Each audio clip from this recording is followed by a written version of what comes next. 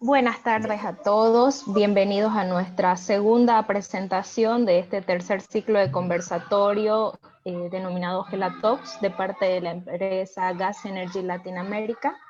A medida que están ingresando con sus cámaras y micrófonos apagados, les vamos a pedir que los mantengan así. A continuación, nuestro socio director, el señor Álvaro Ríos, va a hacer la presentación de nuestro director de Ecuador, Alex Erazo, que va a presentar el día de hoy. Bueno, Andrea, muchas gracias por coordinar esta segunda presentación de nuestro tercer ciclo de Gelatox. Gracias por todo el esfuerzo, el que llegara, que las personas puedan escucharnos, participar. Y para esta oportunidad, este miércoles, tenemos con nosotros a Alex Erazo, quien está con la consultora ya por más de un par de años, 3 años casi. Él es importante para nosotros ahí. Y bueno, hemos ido analizando varios temas y tenemos ahí varios trabajos en línea en el Ecuador, especialmente por la apertura en el sector comercial que hemos podido conversar con el ministro René Ortiz, por las nuevas cosas que están pasando pro mercado o queriendo pasar pro mercado en el Ecuador, también en el sector upstream con el cambio de modelo de contratos. Y bueno, este miércoles Alex nos va a hablar un poco de qué ha pasado durante el COVID, porque ya avisar un poquito qué ha pasado con el crudo, la producción, la demanda. También nos va a hablar qué está pasando un poquito con los contratos de upstream, la migración que hay, qué pasa y qué esperar de la fusión de Petroamazonas y Petroecuador, y cómo está la parte comercial, la apertura de la parte comercial de empresas privadas en competencia con Petroecuador para la parte de los derivados del petróleo, también el ingreso del GNL, en el cual también estamos trabajando. O sea que con eso, Alex, no necesito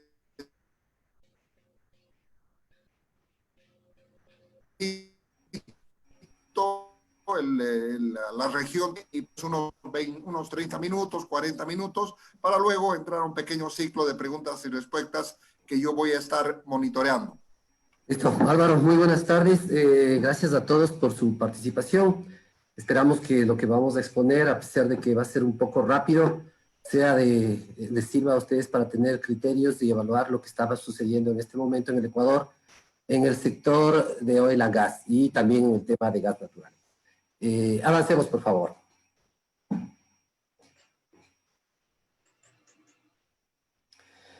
Vamos a empezar hablando de la situación que es conocida en general en el tema de la pandemia, la situación de la salud en el Ecuador.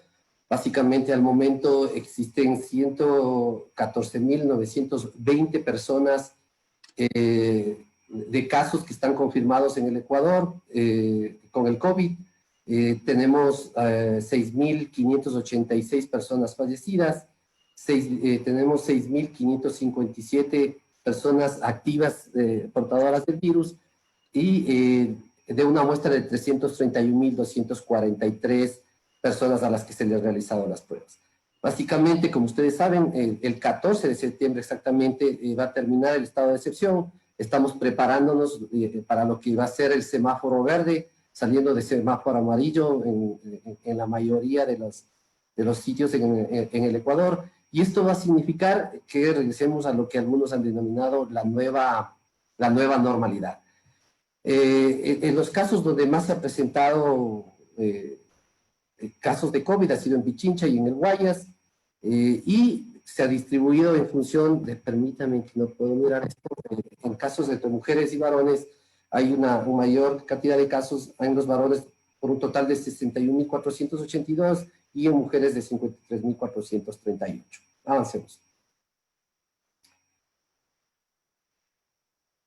Como consecuencia de esta pandemia, ustedes saben, el Ecuador, aparte de la bajada del precio del petróleo, de la reducción de los costos del precio del petróleo, tuvimos lo que nosotros denominamos una tormenta perfecta. No solamente vino la pandemia, sino que en el Ecuador...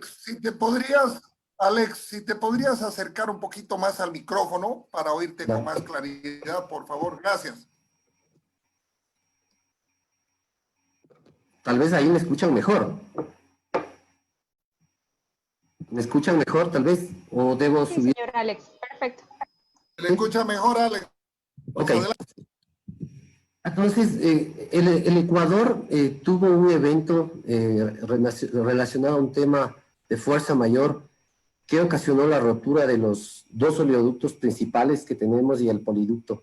Tanto el SOTE como el OCP sufrieron una rotura y también el poliducto, y esto ocasionó un problema en el tema de la producción de petróleo en el Ecuador.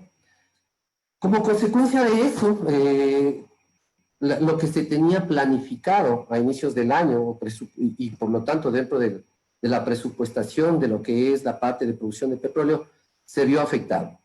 Además del tema del impacto que tuvo este evento en la producción de petróleo, en el presupuesto general del Estado, hubieron el tema de los gastos adicionales por temas de la pandemia y otros temas adicionales.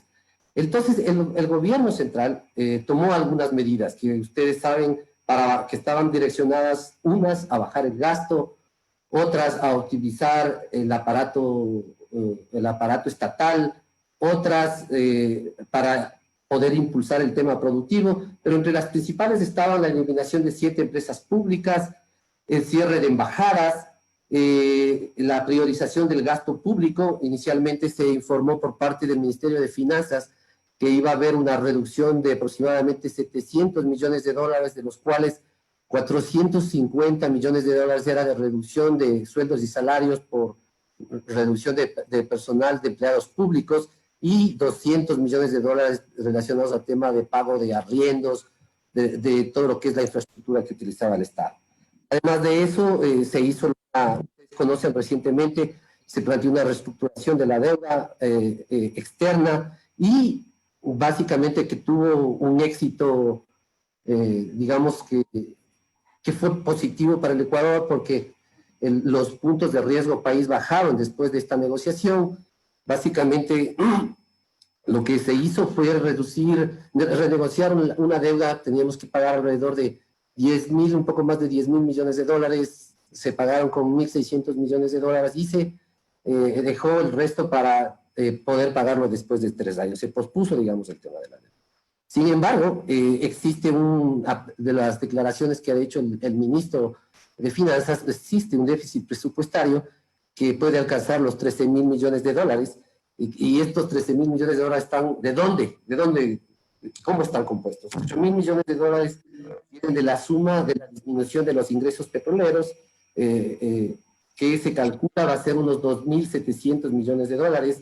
Se pensaba que el Ecuador iba a recibir, con las ventas de petróleo, el presupuesto general del Estado, se iban a aportar 3.200 millones de dólares por los ingresos petroleros, pero ante la disminución de la tarifa y de la disminución de los ingresos, se espera alrededor de 560 millones de dólares. Eso ya deja una brecha de 2.700 millones de dólares. Los impuestos han bajado a un valor bastante similar, algo como 2.700 millones de dólares, y la disminución del IVA por la afectación que ha habido en el tema de la compra, de las ventas, en el aparato productivo del Ecuador, ha ocasionado también la caída del IVA. Eso en general suma ya 5 mil millones de dólares, y la diferencia en que en el presupuesto general del Estado se consideró lo que se denominaba la monetización de activos. Inicialmente se incluyó, como ustedes conocen, al Banco del Pacífico, algo seguramente ustedes han escuchado en estos días, la posible venta del Banco del Pacífico. La otra es el CNT, y la otra es la hidroeléctrica sopladora. Esto es algo que no se ha llegado a realizar, y la situación ha dejado una brecha fiscal enorme, como vemos, de 13 mil millones de dólares. Esto básicamente le obligó al Ecuador a tener que buscar financiamiento externo y buscar nueva deuda. Creo que en eso conocemos todos la situación del país. Han habido programas para reactivar la parte productiva del Ecuador. Hay un programa que se lo conoce como Reactívate Ecuador, que tiene un fondo de 1.100 millones de dólares con intereses hasta el 5% para la producción y la industria. Habrá que mirar cómo se va dando esto, se lo está manejando a través del Ministerio de la Producción, y habrá que mirar qué resultados da esta actividad, ¿no? Esta medida que se está tomando para ayudar a la situación de los productores e industriales del país. Y la que no está aquí es, como ustedes saben, el pago anticipado del impuesto a la renta, que ya fue aprobado, estaba en discusión y que está aprobado. Entonces son medidas que el gobierno ha tomado para un poco paliar la deuda debido a la situación que se ha presentado para la pandemia. Otro tema importante es que se perdieron aproximadamente 100.000 empleos hasta la fecha. Estos podrían llegar a 137.000, y si no se toman estas decisiones y si no se efectúan de manera eficaz estas medidas, podrían llegar a los 460.000 empleos perdidos. Son declaraciones del ministro de Economía y es una situación compleja. Avancemos. Avancemos, por favor. Vamos a mirar un poquito más a profundidad lo que pasó en el tema de producción. A inicios del año, de este año, se consideró que la meta de producción anual tendría que llegar a 194 millones de barriles, el 2% relacionado, un 2% adicional en consideración al año 2019. Esto significaba que teníamos que alcanzar una producción diaria de 533.700 barriles por día, y la tarifa con la que se calculó para la obtención de los ingresos era $51.30 por barril. Ustedes saben, y ustedes pueden mirar en este gráfico cómo se ha desarrollado la producción en los últimos 3 años, desde el 2018, 2019 y el 2020, y ustedes pueden mirar en la línea celeste cómo desde el mes de marzo hasta el mes de junio hubo esta caída de producción, básicamente por los eventos ya conocidos, pero principalmente por la rotura del SOTE y del OCP. Si nosotros multiplicamos el volumen de producción esperado, planificado, de 194 millones de dólares de barriles, de los cuales son aproximadamente 120 millones de barriles los que se iban a exportar, y los multiplicamos por esa tarifa, vamos a obtener el valor que esperaba obtener el gobierno como ingresos petroleros. Y con una tarifa de 30 o inclusive llegó a bajar a $22, ustedes pueden entender el porqué de esta falta, de esta necesidad de poder financiar los 2.700 millones de dólares adicionales que no van a entrar a las arcas fiscales debido a la caída del precio del petróleo. Lo que podemos básicamente concluir es que aun si la estatal Petroamazonas lograría recuperar sus niveles de producción, con la tarifa actual es imposible que logre los valores que se planificaron a inicios del año. Entonces, esto es importante entender, y de cierta manera es lógico el buscar un financiamiento externo para poder cerrar esta brecha fiscal. Avancemos. Avancemos, por favor. ¿Qué está pasando en la parte de transporte, o sea, en la parte de midstream y en la parte de downstream?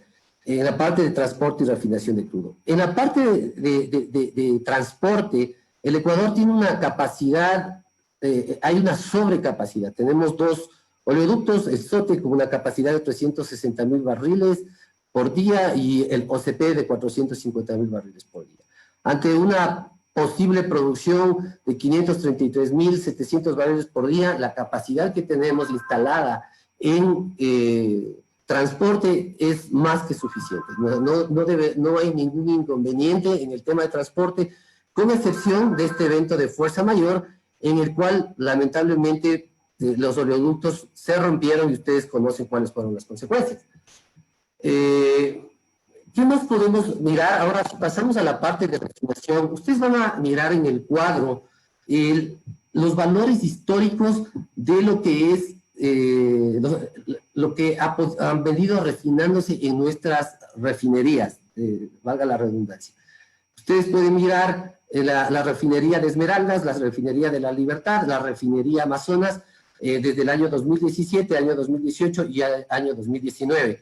Y lo que está claro en este cuadro es que absolutamente todas las refinerías han venido reduciendo su capacidad de refinación. ¿Por qué? Los motivos son conocidos, tenemos problemas enormes en la parte de lo que es la integridad de las refinerías. El tema del COVID también ha ayudado en esto, debido a que la gente ha tenido que cambiar sus jornadas de trabajo o a la afectación del personal que normalmente opera y mantiene estas refinerías. Pero hay algo que nos llama muchísimo la atención y es algo que se ha discutido mucho acerca del sector. La refinería de La Libertad, después de una inversión de aproximadamente 2.400 millones de dólares que se hizo para su reconversión, tuvo que parar durante varias veces durante este año y al momento se encuentra operando en una capacidad del 62%. Entonces está claro que en la parte de refinación hay un problema. Se pretendía inclusive parar la refinería de La Libertad y la refinería de Shushufindi, y gracias, entiendo yo, a intervenciones de los gobiernos locales, a las alcaldías, se evitó que esto suceda, pero había un plan para parar inclusive esta parte de estas dos refinerías. Creo que es importante entonces recalcar que Petroecuador requiere tomar acciones inmediatas para solucionar estos problemas operativos en las refinerías, y además debemos entender que los problemas que tiene la refinería de Esmeraldas están un poco lejos de ser problemas operativos y técnicos, y más bien están relacionados a la idoneidad y a la ética con la que fue manejada por los directivos que en su momento lideraron esta empresa. Yo creo que es importante que se considere que el politizar el sector y el politizar la parte del sector de hidrocarburos es un gran error y se paga caro. Los resultados están ahí, y creo que esto es un llamado de atención para el gobierno y para el Ministerio del Área, porque cuando piensan en designar a las personas que tienen que dirigir estas empresas tan importantes, debemos buscar a las personas más idóneas y a las personas más íntegras. Avancemos. Avancemos, por favor. Avancemos. Ok, vamos a pasar al otro tema importante. Ustedes saben que en agosto, a finales de agosto, se informó por medio del ministro que la fusión que iba a darse entre las dos empresas estatales, entre Petroecuador y Petroamazonas, se tenía que dar, y empezó a finales de agosto, el 25 de agosto, y tiene que terminar el 1 de enero del próximo año. Esto significa que Petroecuador va a asumir todas las competencias de la cadena de valor, en la parte de exploración y producción, la parte de transporte, la parte de refinación, almacenamiento, comercialización, exportación de hidrocarburos. Y aquí hay algo que yo quisiera recalcar. Para el año 2012-2013, cuando Petroamazonas, que se conformó como una empresa pública después de absorber las operaciones de las empresas privadas que operaban en ese momento en Ecuador, como es Occidental, Petrobras y Perenco, tuvo que absorber a Petroproducción. Se hizo un estudio serio, un estudio técnico por un tercero. Básicamente lo que garantiza es que exista una independencia en el análisis que se realice para determinar cuál era la decisión más adecuada a tomarse en el momento de la fusión y qué empresa debería liderar este proceso. Lamentablemente, y aquí creo que el ministro de Energía nos queda debiendo, porque su decisión nos indicó que fue tomada a través de comisiones que se formaron. Nunca se habló de que se contrató una empresa internacional, y nunca se transparentó ni se informó cuáles fueron los criterios que determinaron que sea Petroecuador la empresa que vaya a liderar este proceso de fusión. Creo que esto es importante, creo que el Ecuador necesita conocer esto, porque si no hay criterios, se lucubran, se dicen cosas, y creo que el ministro debe transparentar este tema. Y el tema se vuelve todavía, porque después de determinar que Petroecuador es la que va a absorber a Petroamazonas, el gerente general de esta empresa, es decir, de EP Petroecuador, el ingeniero Pablo Flores, renuncia por un tema relacionado a la asignación, la posición de él dice: yo no renuncié, a mí me hicieron renunciar, y mi salida se debe a que me presionaron porque yo tenía que entregar un contrato para la administración de los seguros de esta mega empresa que se está formando. Creo que también la respuesta del ministro en este sentido fue que Pablo Flores había renunciado y no que se le había pedido la renuncia, pero su respuesta fue tibia ante las aseveraciones que hizo el exgerente de Petroecuador respecto a que su renuncia se debe a presiones para entregar un contrato. Creo que el señor ministro tiene que aclarar esta situación también para que la calma vuelva a este proceso de fusión. Otro tema es que se formó una unidad temporal para la fusión en la que un ex ministro de Energía estaba liderando, Diego Tamariz. Diego Tamariz renuncia y ahora está Néstor Luna, un ingeniero de México, que es poco conocido en el sector, y no quiero que mis palabras se lo tomen a mal porque no tiene nada que ver el tema de su nacionalidad, pero el Ecuador es un país que tiene muchísimos años de experiencia en el petróleo para que una persona que creo yo conoce bastante menos que algunas otras personas en el Ecuador, ahora sea la persona que esté liderando el proceso de fusión, cuando la persona naturalmente llamada a este proceso de fusión era el gerente general de la empresa que iba a absorber a la otra empresa. En este caso, debía haber sido Pablo Flores. Entonces, hay toda una nube, hay todo un polvo que se ha levantado en este proceso de fusión. Creo que el señor ministro necesita hacer aclaraciones al respecto y estamos esperando realmente el pronunciamiento del ministro respecto a estos temas.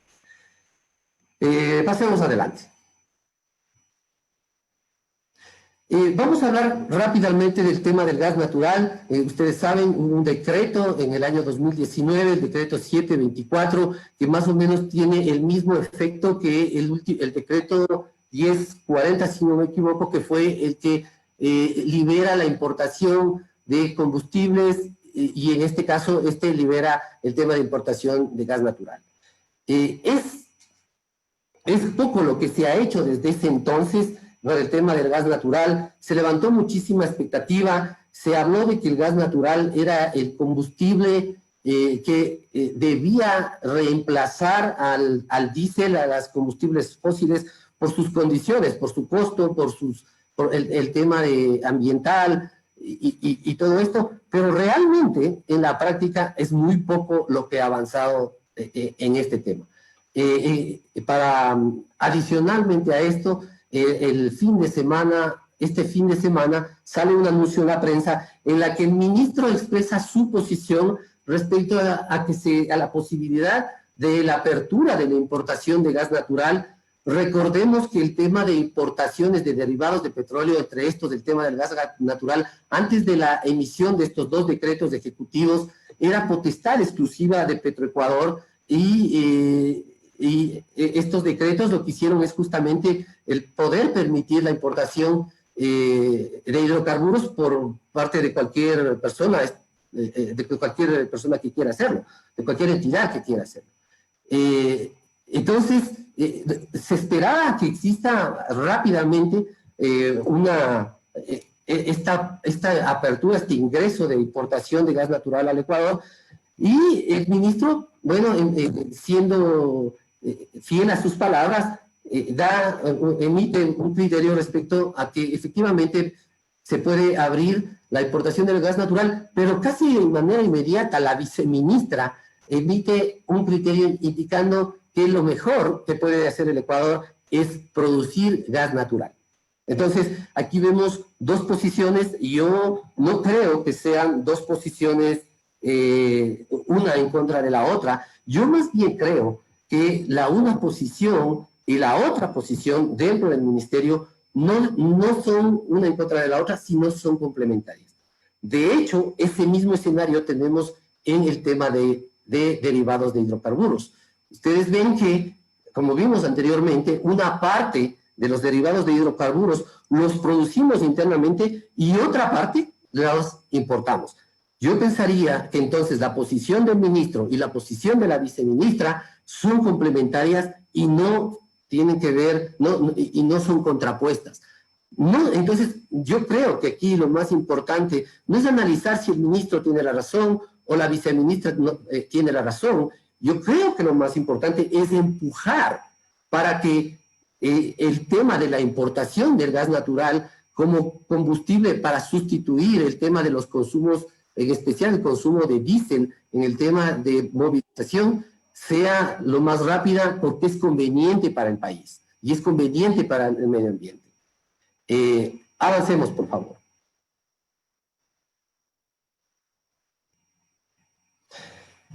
Quiero hacer algunas conclusiones. Yo creo que las medidas que ha tomado el ministro, en algunas yo quiero aplaudir las medidas tomadas por el ministro. Fue valiente el emitir el informe para poder abrir y liberar las importaciones de derivados de hidrocarburos. Creo que ustedes saben, en octubre del año anterior, lo que ocasionó el haber emitido un decreto para retirar los subsidios. Yo creo que de manera inteligente, de manera valiente, de manera sabia, el ingeniero Ortiz, al enviar este decreto que permitió retirar la exclusividad de importación por parte de Petroecuador y determinar ahora que la modalidad que determinan los precios de los derivados de combustible ya no es Petroecuador, sino es los precios internacionales, abren entonces la posibilidad de una competencia igual entre los privados y la estatal. Pero la pregunta para mí es, y aquí quedan muchísimas dudas, es si este decreto, que básicamente para mí estaba enfocado a poder a paliar en algo el tema del déficit del presupuesto y bajar un poco el tema de la asignación de los subsidios en el Ecuador, es completamente incompleto, porque no hay políticas ni medidas adicionales que permitan liberar a la empresa pública para que pueda competir en igualdad de condiciones y también permitir que la empresa privada pueda competir con la empresa pública. Creo que un modelo muy bueno, un modelo referencial, es lo que pasa en el Perú, donde hay un mercado completamente libre de importación y de comercialización de derivados de petróleo. Entonces, para mí es una tarea incumplida todavía por parte del señor ministro de Energía, a pesar de su valentía en el momento de tomar la decisión de retirar a Petroecuador la exclusividad en determinación de precios y de importación de derivados. Yo creo que llama muchísimo la atención, vuelvo a repetir, la presencia de Néstor Luna en la unidad de fusión. Néstor Luna se lo conoce más bien por ser no del sector de hidrocarburos, sino más bien una persona enfocada a las energías renovables, al tema de energías más limpias, al tema de fotovoltaico. Fue ex gerente de proyectos de la OLADE, trabajó para el PNUD, ha trabajado para el BID, y más bien se lo mira como un eslabón entre el Ministerio de Finanzas y el Ministerio de Recursos Naturales no renovables. Quiera entonces determinar si es el Ministerio de Finanzas o si es el Ministerio de Recursos Naturales no renovables el que va a determinar qué va a pasar en el sector, sector de oil and gas. Avancemos. Otras cosas que tenemos, otras preguntas. Lo que yo ya les expuse hace un momento, se reemplaza al gerente general de la empresa que determinó la liberaría la fusión justo después de anunciar la fusión por discrepancias en el proceso de asignación de contratos. existe injerencia en el Ministerio de Finanzas en decisiones importantes del Ministerio de Naturales, Recursos no renovables. ¿Hasta qué punto? ¿Y cuál es el equilibrio para que las empresas de Estado puedan competir sin amarras frente a las privadas? Yo creo que una de las preocupaciones que tenemos en el sector es que, si bien es cierto, no se quiere un Estado paternalista ni un Estado centralista, pero tampoco se quiere un Estado en el que no exista control, o que las leyes que se emitan sean más bien para favorecer a los privados y dejando prácticamente en indefensión al sector público. Creo que este equilibrio es importante, y creo que las decisiones que se toman son las que evidencian cuáles son las motivaciones que están detrás de estas decisiones. Se realizará la asignación de la empresa que operará el campo Sacha y la empresa que construirá la nueva refinería de Esmeraldas, faltando tan poco tiempo para terminar el periodo de Lenín Moreno. ¿Es adecuado hacer esto faltando poquísimo tiempo? Y la pregunta más importante, ¿cuál será el mecanismo de contratación?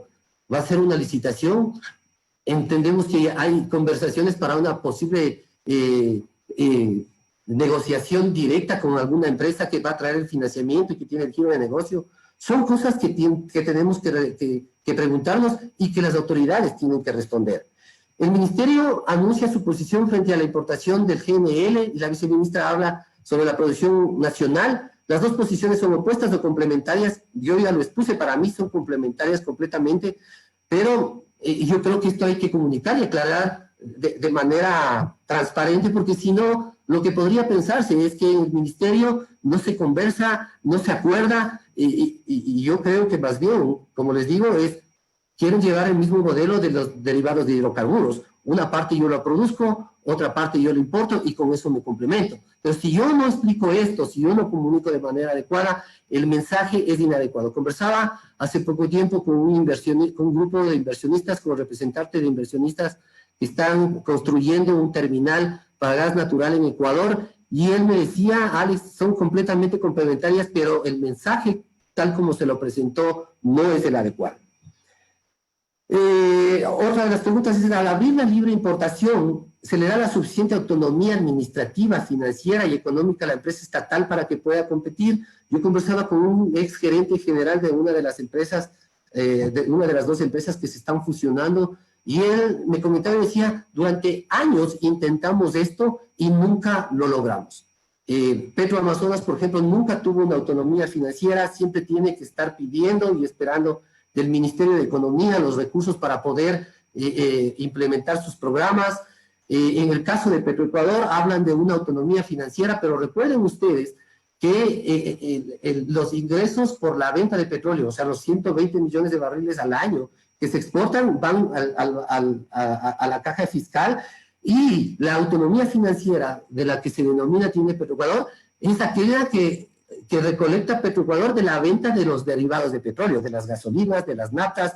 Por lo tanto, no estamos hablando de una economía, de una autonomía administrativa, financiera y económica. Hasta la fecha está claro que ninguna de las dos empresas estatales, ni Petroamazonas ni Petroecuador, ha tenido una autonomía administrativa, financiera y económica. Y si estamos pensando migrar a un modelo de libre competencia, entonces yo creo que tienen que hacerse las dos cosas. Estamos emitiendo normativas, estamos emitiendo reglamentos, leyes, para ayudar a que la empresa pública venga, la empresa privada venga y pueda hacer inversiones, sí, pero que pueda competir en igualdad de condiciones con las empresas públicas, y eso significa darle autonomía. No creo que exista otro camino. Petroecuador, hay otras preguntas importantes, como Petroecuador irá cediendo su cupo de importación. ¿Por qué? Porque ustedes saben, al momento que yo libero la importación de combustible, seguramente las comercializadoras en este momento van a empezar a importar ellos directamente. Nada les impide hacer eso, y Petroecuador entonces tendrá que ir cediendo los cupos que eran solamente de su competencia. Esto tiene que darse, es irreversible. ¿Qué consecuencia tiene esto en la cadena de comercialización? Considerando que Petroecuador tiene a Petrocomercial, tiene sus gasolineras, y a través de sus gasolineras hace su comercialización. En cambio, las otras comercializadoras compran a través de los distribuidores, que le compran a su vez a Petroecuador. ¿A quién entonces le interesaría el obtener los cupos de importación de estos derivados de petróleo? ¿A los distribuidores, a las gasolineras mismas? ¿A quién? ¿Hacia dónde está yendo el país? Creo que esto es importante analizar, creo que esto es importante preguntarnos, pero creo que es más importante que las autoridades sean claras en su política del manejo del sector de oil and gas en el Ecuador. Avancemos, por favor. Listo, yo creo que he volado en función de lo que me pasó la vez anterior y estoy listo para sus preguntas. Bueno, Alex, has compensado la anterior vez. No nos has dado tiempo para las preguntas. Gracias por tu presentación, Alex. En realidad veo que tienes bastantes preguntas y dudas sobre el modelo de apertura del Ecuador, cosa que hace 2 o 3 meses la veías un poco más clara de acuerdo a lo que conversábamos, ¿sí? Es correcto. Dime tú, ¿hay interesados privados que realmente quieren meter gas natural al Ecuador en un mercado de libre competencia para que el gas natural pueda desplazar a los líquidos, diésel, líquidos más contaminantes, pero en una forma competitiva? Y contanos un poquito, ¿qué está pasando con el Campo Amistad? En un par de minutos, por favor. ¿Hay el tiempo para hacer y hay la parte geológica para reactivar el Campo Amistad? Ok, respecto a tu primera pregunta, efectivamente hay un grupo de 40 a 50 inversionistas sobre el sur-oeste de Ecuador, estamos hablando de Guayaquil y Cuenca, que están interesados en la importación del gas natural. De hecho, existe ya, este grupo está iniciando ya está en el proceso de los pisos y para la construcción de un terminal marítimo para gas natural. Respecto al tema del Campo Amistad, ha venido bajando su producción, al momento se encuentra a 24 millones de pies cúbicos por día, pero recuerda que esa producción no abastecería ni siquiera la demanda que tendría Termomachala, que llegaría a 104 millones de pies cúbicos por día con la repotenciación que está realizando. Además de eso, como tú sabes, en Ecuador ya existe un programa un programa donde utilizamos gas natural, el cual se lo moviliza desde Machala en isotanques hasta Cuenca para 2 grupos de ceramiqueros, donde se utiliza y donde se lo regasifica y se utiliza para el gas natural como combustible, como reemplazo natural del diésel. Existen estudios en el Ecuador que determinan que hay 600 megavatios de cogeneración y trigeneración que pueden utilizarse el gas natural. Recordemos también que el tema en el Ecuador son necesarios 600 millones de dólares al año para el tema de importación de urea. Por lo tanto, recordemos también que existe un tema de la OMI donde todo lo que es transporte marítimo tiene un límite para poder seguir quemando combustibles como búnker o fuel oil, y eso obliga a todas las embarcaciones, a los barcos, a las embarcaciones a tener que migrar a un combustible que naturalmente debería ser el gas natural. Las posibilidades de desarrollo del gas natural son enormes en el Ecuador y no se entiende el por qué no se ha dado este desarrollo. Y está claro que la demanda no está y no va a poder ser abastecida por el Campo Amistad porque no existe un plan de desarrollo ni de perforación para el Campo Amistad. Okay. Gracias, Alex. Entiendo que la exploración siempre es de largo plazo y hasta que se encuentre más gas y se produzca nuevo gas en Amistad, sin duda que la importación de gas, ya sea de GNL o del Perú, y que sea competitiva de parte del sector privado, también de Petroecuador, si quiere hacerlo, podría entrar. Esta es mi última pregunta y luego paso a las 3 o 4 que tengo del público porque tenemos tiempo. ¿Cómo está la generadora de electricidad, la grande Coca-Cola o Sinclair, con el problema que tiene el deslizamiento en el río Napo?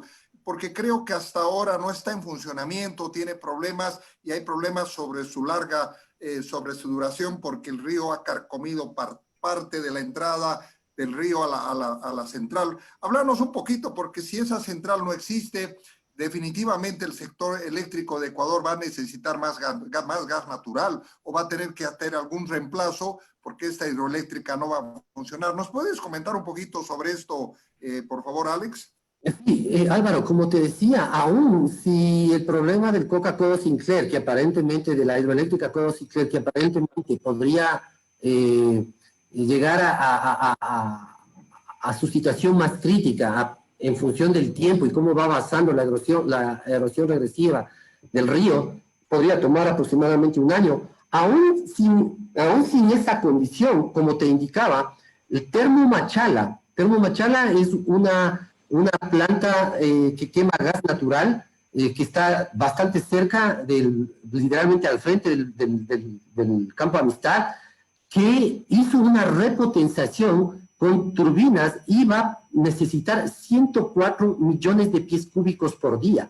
Esa planta tiene una situación muy particular. Esta planta despachó energía casi todos los 365 días del año. Y el tema es ¿por qué? La pregunta es ¿por qué?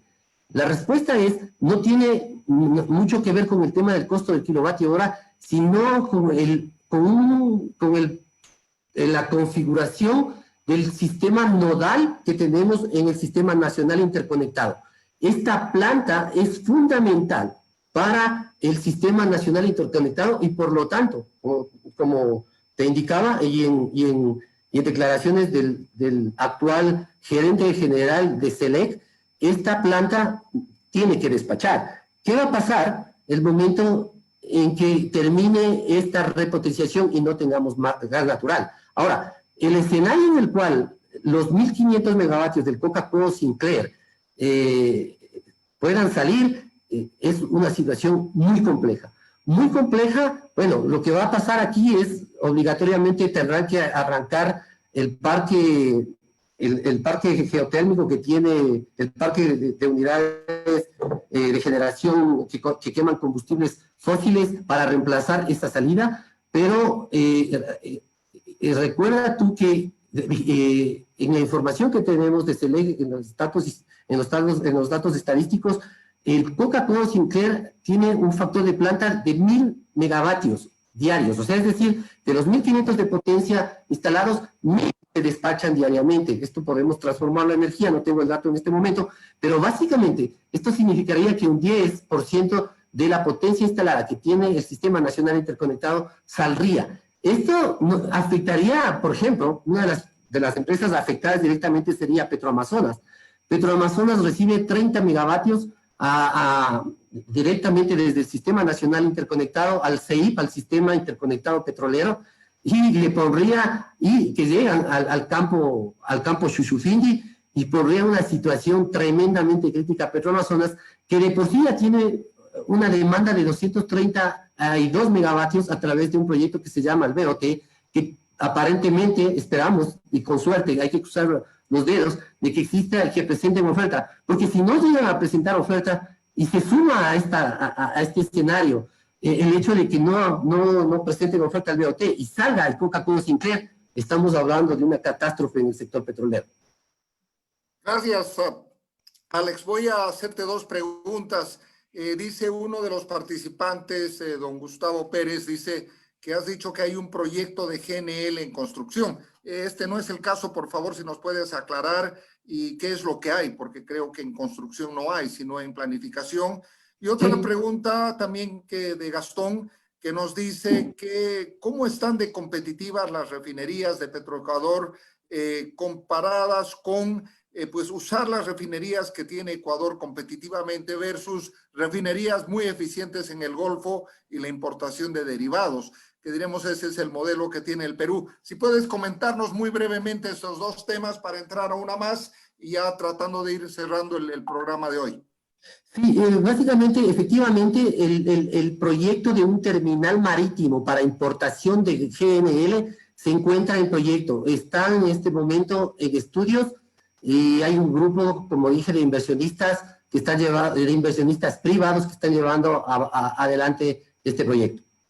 Respecto al tema de la competitividad de las refinerías, pues bueno, basta mirar los números, creo yo, los números que acabamos de presentar. Estamos mirando que las refinerías están trabajando al 62%, bueno, la otra puede ser al 90%, al 82%, pero el tema de refinación en el Ecuador es un tema crítico.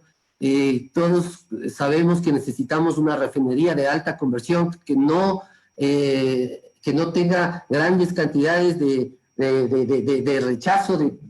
Y creo que en ese sentido es que ha venido también trabajando el ministro, hay que reconocerlo. De hecho, se emitió un decreto exclusivamente para el tema de poder obtener una inversión en la construcción de la refinería de Esmeraldas a través de una inversión privada, una alianza público-privada, pero vuelvo a repetir, esta es una decisión valiente del ministro, creo que es una decisión adecuada en este momento, es lo que se necesita, pero necesitamos también transparencia, necesitamos también que si esto llega a pasar, que se pueda, que se le permita a Petroecuador fortalecerse, quitarle las amarras, y que pueda competir con el privado que venga a hacer su inversión acá, porque esa es la manera, yo creo que esa es una manera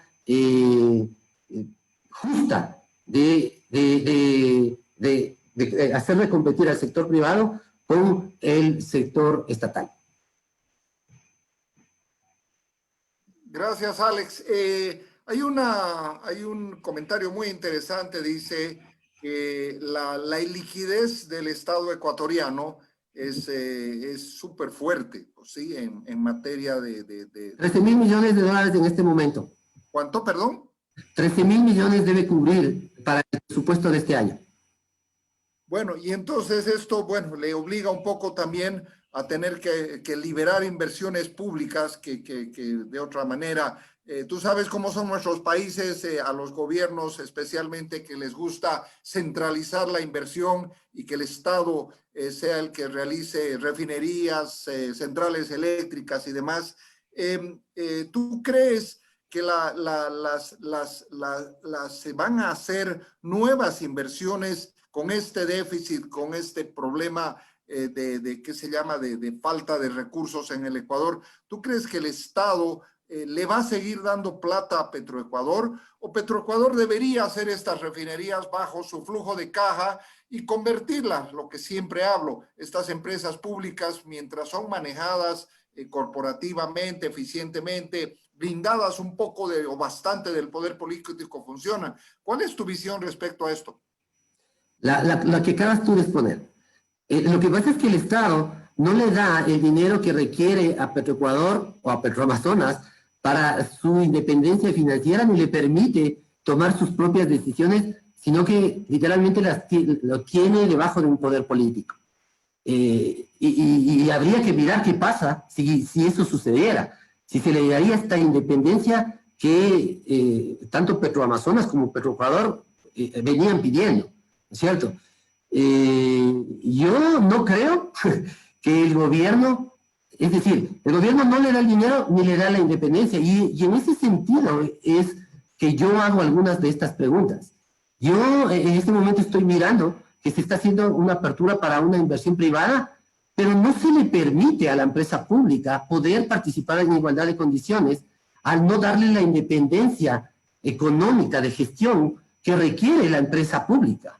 Entonces, yo no estoy en contra de la apertura de la inversión privada. Creo que eso es positivo, inclusive para el consumidor. Pero no creo que el camino sea debilitar a la empresa pública para beneficiar a la empresa privada tampoco, porque esa tampoco es una competencia justa.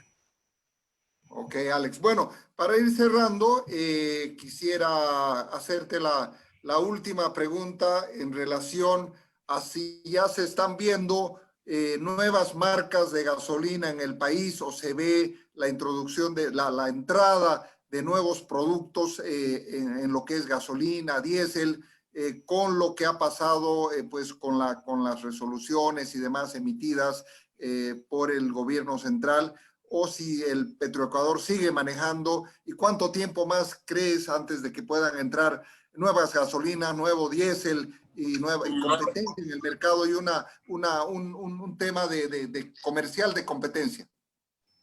Claro, es que en este momento, Álvaro, estamos dentro del escenario de la pandemia. Recién el 14 vamos a regresar, inclusive al tema de se corta el tema de restricción vehicular y entonces el tema de movilización va a regresar a su condición normal. Cuando eso suceda, la demanda va a subir. En este momento la demanda ha estado estancada y de hecho ha bajado. Entonces, posiblemente la producción, a pesar de los problemas que ha tenido el tema de producción nacional de derivados, no ha habido un inconveniente por la falta de demanda. Ahora que lleguemos a las condiciones de demanda normales, habrá que mirar cómo Petroecuador afronta esta situación, ¿no es cierto? Considerando que Petroecuador hasta la fecha era la única empresa que podía hacer la importación de derivados. ¿Cómo esto vaya cambiando? Por eso yo hace un momento decía, Petroecuador ahorita tenía, digamos que todo el pastel, y cómo se vayan a repartir estos cupos, que antes eran solamente estos pedazos de pastel, que antes eran solo de Petroecuador, es un tema que hay que estarlo mirando, y mirándolo con muchísima atención, porque se podrá entonces mirar quiénes son los que ganan y quiénes son los que pierden en este cambio que está habiendo en el sector petrolero.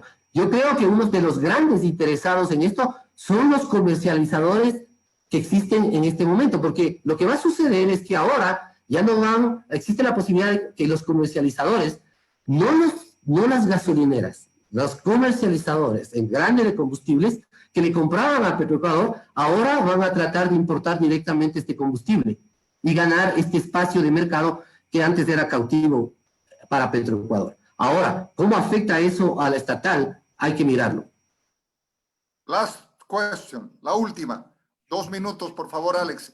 No te preocupes. La importación de GNL, porque se viene dando, vemos nosotros con los estudios que nos están queriendo pedir y demás, desplazaría gran cantidad de GLP del mercado industrial, del mercado doméstico, no doméstico porque está subsidiado, perdón, pero del mercado comercial y del mercado industrial.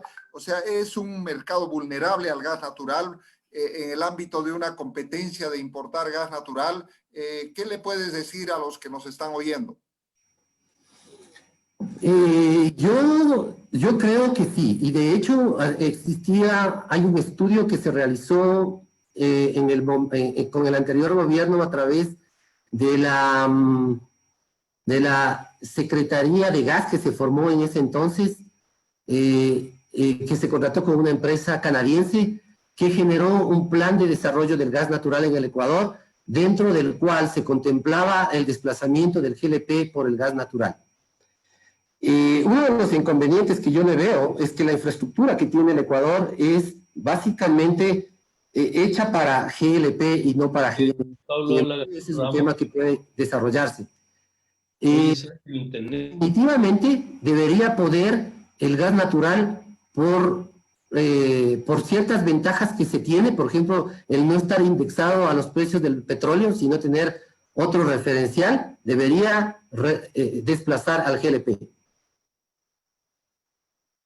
Muy bien, Alex, te hago esta pregunta en virtud tú sabes, los estudios que hemos hecho en Chile, donde el gas natural, empresas de GLP han canibalizado sus propias cuentas de gas natural, de GLP, por la competitividad que tiene el gas natural, y por lo menos hasta unos 3, 4 años más vamos a tener una gran sobreoferta de gas natural en el mundo. Bueno, ojalá el Ecuador pueda aprovechar, abrirse un poco al mercado, dejar que sus empresas estatales compitan y pues no tenerlas deficitarias, no hacerlas subsidiar, pero tampoco darles privilegios porque eso realmente coopta el mercado. Bueno, con esto quiero muchísimo agradecer a los que nos han acompañado este miércoles. Gracias, Alex, por tu participación, involucrarte cada día más en la consultora. Las cosas en Ecuador tienen que dar un ajuste, no puedes quedar con un Estado totalmente empresario y que entonces no haya un funcionamiento adecuado del mercado, como por ejemplo en Perú, en Chile, donde la situación es diferente. Ya vamos a ir viendo la situación de los demás países, el impacto del COVID y la perspectiva futura que viene. El día viernes los esperamos. Estará nuestro colega desde Argentina, Fernando Meiter, quien nos hablará de Vaca Muerta, de Lázaro Báez también.